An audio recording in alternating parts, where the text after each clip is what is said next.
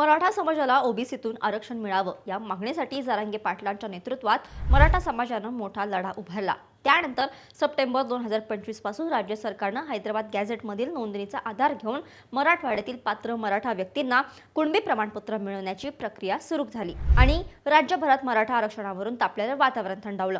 पण आता मराठवाड्यात 4 मराठा महिला लोकप्रतिनिधींची कुणबी जात प्रमाणपत्र रद्द झाली आणि राज्याचं राजकारण पुन्हा एकदा तापलं। मनोज जरांगेंनी थेट मुख्यमंत्री देवेंद्र फडणवीस, उपमुख्यमंत्री एकनाथ शिंदे आणि मंत्री चंद्रशेखर बावनकुळेंवर गंभीर आरोप केले। पण हे प्रकरण नेमकं काय आहे आणि मराठवाड्यातल्या महिला लोकप्रतिनिधींचे कुणबी प्रमाणपत्र रद्द का झालेत, सविस्तर जाणून घेणार आहोत या व्हिडिओच्या माध्यमातून। नमस्कार, मी मृदुला आणि तुम्ही पाहताय थोडक्यात। मराठा आरक्षण आंदोलनाच्या रेट्यानंतर राज्य सरकारनं जुन्या महसुली आणि शैक्षणिक नोंदणीमध्ये मराठा कुटुंबाचा कुणबी म्हणून उल्लेख शोधण्याची मोहीम हाती घेतली। या मोहिमेमुळे हजारो मराठा कुटुंबांना कुणबी दाखले मिळाले आणि त्यांना ओबीसी आरक्षणाचा लाभ घेण्याचा मार्ग मोकळा झाला। कुणबी प्रमाणपत्र मिळाल्यानंतर काही जणांनी स्थानिक स्वराज्य संस्थांच्या निवडणुकांमध्ये ओबीसी प्रवर्गातून उमेदवारी अर्ज भरले आणि निवडूनही आले। पण आता हेच प्रमाणपत्र जात पडताळणी समितीकडून रद्द केल्याच्या घटना समोर आल्या आहेत। मराठवाड्यामध्ये निवडून आलेल्या 4 मराठा महिला लोकप्रतिनिधींची कुणबी प्रमाणपत्र जात पडताळणी समितींनी नुकतीच अवैध ठरवली। पण यापैकी एक उदाहरण म्हणजे माजलगाव नगरपालिकेच्या नगरसेविका रेखा सरोदे। त्यांचं प्रमाणपत्र एका आडनावासंबंधित वंशावळीच्या नोंदणीवरून झालेल्या तक्रारीमुळे रद्द करण्यात आलं। जात प्रमाणपत्र रद्द झाल्यामुळे या लोकप्रतिनिधींचं पदच आता धोक्यात आलं आहे। त्यामुळे यावरून आता नवा वाद सुरू झालाय। अंतरवाली सराटी इथं पत्रकार परिषद घेत मनोज जरांगे पाटील प्रचंड आक्रमक झाले। प्रमाणपत्र रद्द झालेल्या लोकप्रतिनिधींची त्यांची भेट घेतली। भेट घेतल्यानंतर जरांगेंनी राज्य सरकारवर थेट आणि गंभीर आरोपांची राळ उडवली। 15 लाख रुपयांचा व्यवहार करून काही प्रमाणपत्र रद्द करण्यात आल्याचा दावा त्यांनी केला। एवढंच नाही तर कोणाच्या आदेशावरून हे प्रमाणपत्र रद्द झालं याचं नावही त्यांनी जाहीरपणे सांगितलं। तसंच कुणबी प्रमाणपत्र रद्द करणं हा एक ठरवून केलेला राजकीय कट असल्याचा आरोप त्यांनी केला। जरांगे म्हणाले, कुणबी नोंदणी शोधून द्यायच्याही सरकारनंच आणि त्यानंतर त्याच नोंदणी रद्द करायचंही सरकारनंच, असा हा दुहेरी खेळ मराठ्यांसोबत सरकार खेळतंय। मी एकटा पडावा म्हणून सरकारनं जाणीवपूर्वक हा कट रचलाय, असं जरांगे म्हणाले। एका उदाहरणादाखल त्यांनी यशवंत दहीहांडे यांच्या उर्दू भाषेतील जुन्या नोंदणीचा उल्लेख केला। हीच नोंद ग्रामपंचायतीत लावली गेली, पण भाजपचा उमेदवार निवडून आला नाही आणि त्यामुळे फोन करून ती नोंद रद्द करायला लावली असल्याचा थेट आरोप यावेळेस त्यांनी केला आहे। जरांगेंनी हे प्रकरण फक्त कुणबी प्रमाणपत्र पुरतं मर्यादित न ठेवता एकनाथ शिंदे यांच्यावरही निशाणा साधला। शिंदेंच्या पक्षातील लोक मराठा आरक्षणाच्या विरोधात काम करत असल्याचा आरोप त्यांनी केला। मंत्री संजय शिरसाट आणि खासदार भुमरे हेही मराठा समाजाच्या विरोधात काम करत असल्याचं त्यांनी म्हटलं आहे। शिंदे साहेब, हीच का उपकाराची परतफेड, असा थेट सवालही यावेळेस त्यांनी उपस्थित केला आणि संताप व्यक्त करताना जरांगेंनी 2029च्या निवडणुकीमध्ये मराठा बदला घेईल असा इशाराही दिला।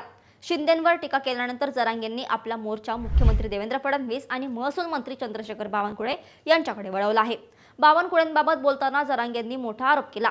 कुणबी प्रमाणपत्र रद्द करण्याचे आदेश स्वतः बावनकुळेंनीच दिले आणि तात्पुरती प्रमाणपत्र द्या, पण पडताळणी ती रद्द करा, अशा सूचना प्रशासनाला दिल्याचा त्यांनी आरोप केला आहे। फडणवीसांबाबत बोलताना जरांगे म्हणाले की फडणवीस विनाकारण मराठा समाजाला लक्ष्य करत आहेत आणि नोंदणी रद्द करण्यास बावनकुळेंना सांगत आहेत। नोंदी त्यांनीच द्यायच्या आणि रद्द सुद्धा त्यांनीच करायच्या, असं म्हणत त्यांनी संपूर्ण प्रक्रियेवरच प्रश्नचिन्ह उपस्थित केलं। माध्यमांशी बोलत असताना जरांगेंनी फडणवीस, शिंदे, बावनकुळे आणि मंत्री राधाकृष्ण विखे पाटील यांच्यावरही टीकासत्र सोडलं आणि तुमच्यापेक्षा उद्धव ठाकरे बरे असं म्हणत आपली नाराजी बोलून दाखवली। जरांगेंच्या एवढ्या आरोपानंतर सरकारकडून प्रतिक्रिया आली। मुख्यमंत्री देवेंद्र फडणवीस यांनी मुंबईत प्रसार माध्यमांशी बोलताना स्पष्ट केलं आहे की जात पडताळणी समिती सर्वोच्च न्यायालयानं घालून दिलेल्या नियमांच्या चौकटीतच स्वतंत्रपणे काम करते आणि या प्रक्रियेत सरकार किंवा कोणत्याही मंत्र्याचा हस्तक्षेप होत नाही। जरांगे नेमकं काय बोलले ते आपण ऐकलं नसल्याचंही त्यांनी सांगितलं। फडणवीसांनी एक महत्त्वाचा मुद्दाही मांडला। जात पडताळणी प्रक्रियेत सर्वसाधारणपणे 10 ते 12% आणि काही प्रकरणात 25% अर्ज नाकारले जातात। त्यामुळे केवळ कुणबी प्रमाणपत्रांनाच लक्ष केलं जातंय असं म्हणणं योग्य नाही, असं त्यांनी सुचवलं। ज्यांना निर्णय अन्यायकारक वाटतो त्यांच्यासाठी अपिलाचा कायदेशीर मार्ग उपलब्ध असल्याचंही त्यांनी सांगितलं. राजकीय दबावामुळे जात वैधता प्रमाणपत्र रद्द केले जात असल्याच्या आरोपाला फडणवीसांनी उत्तर दिलं. याआधी भाजपच्याच अनेक जिल्हा परिषद सदस्य आणि नगरसेवकांची जात वैधता प्रमाणपत्रही रद्द झाली आहेत. त्यामुळे राजकीय दबावाखाली निर्णय घेतले जात असल्याचा आरोप त्यांनी फेटाळलाय. जरांगेंच्या आरोपांना चंद्रशेखर बावनकुळेंनीही फेटाळलं.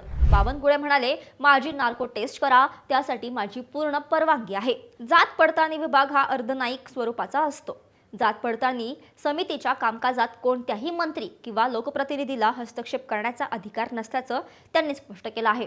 कोणीही मंत्री फोन करून समितीचा निर्णय बदलू शकत नाही असंही त्यांनी सांगितलं. ज्यांना अन्याय झाल्यासारखं वाटतं त्यांनी उच्च न्यायालयात दाद मागावी असा सल्लाही त्यांनी दिला. प्रमाणपत्र का रद्द झाली याची संपूर्ण माहिती संबंधित समितीकडे आणि अधिकृत संकेतस्थळावर उपलब्ध असल्याचंही त्यांनी नमूद केलं आहे. आता कुणबी प्रमाणपत्र कोणत्या परिस्थितीत रद्द होऊ शकतात ते पाहू. संबंधित व्यक्तींनी सादर केलेल्या जुन्या नोंदणी आणि वंशावळीत विसंगती असणं, संबंधित व्यक्तीच्या रक्ताच्या नात्यात कुणबी नोंद असल्याचा पुरावा नसणं, काही कागदपत्रे किंवा नोंदणी संशयास्पद अथवा बनावट असल्याची तक्रार आणि तसं आढळून आल्यास वंशावळ आणि महसूल किंवा शैक्षणिक अभिलेख यांच्यात जुळणी न होणे, अशा विसंगती आढळून आल्यास जात प्रमाणपत्र पडताळणी समिती कुणबी प्रमाणपत्र अवैध ठरवू शकते. आता हे प्रकरण इथंच थांबलेलं नाही. भाजप नेते प्रवीण दरेकर यांनीही जरांगेंच्या आरोपांना प्रत्युत्तर दिलं आहे. फडणवीस हे केवळ एका व्यक्तीमुळे नाही तर जनतेच्या पाठिंब्यामुळे मुख्यमंत्री झाल्याचं त्यांनी म्हटलं. दुसरीकडे शिंदे गटाचे मंत्री उदय सामंत यांनी जरांगेंशी फोनवर संवाद साधत गैरसमज दूर करण्याचा प्रयत्न केला. एकंदरीत कुणबी प्रमाणपत्रांचा मुद्दा हा राज्यातील सत्ताधारी महायुतीसाठी पुन्हा एकदा डोकेदुखी ठरताना दिसतोय. जात पडताळणी समितीचे निर्णय कायदेशीर प्रक्रियेनुसार होत असल्याचा सरकार दावा करत आहे, तर कुणबी प्रमाणपत्र रद्द करण्याचं काम ठरवून केलं जात असल्याचा जरांगेंचा आरोप आहे. या दोनही बाजू परस्पर विरोधी असल्यानं पुढे हे प्रकरण न्यायालयात जातं का, आणखी प्रमाणपत्र रद्द होतात का आणि जरांगे पुन्हा आंदोलनाचा पवित्र घेतात का, यावर आता सगळ्यांचंच लक्ष लागलं आहे. या सगळ्या प्रकरणाबद्दल तुम्हाला काय वाटतं? कुणबी प्रमाणपत्र रद्द होणं ही निव्वळ कायदेशीर प्रक्रिया आहे का, की यामागे खरंच राजकारण आहे? तुमचं मत आम्हाला कमेंट्समध्ये नक्की सांगा आणि अशाच व्हिडिओंसाठी थोडक्यातला फॉलो आणि सबस्क्राईब करायला विसरू नका.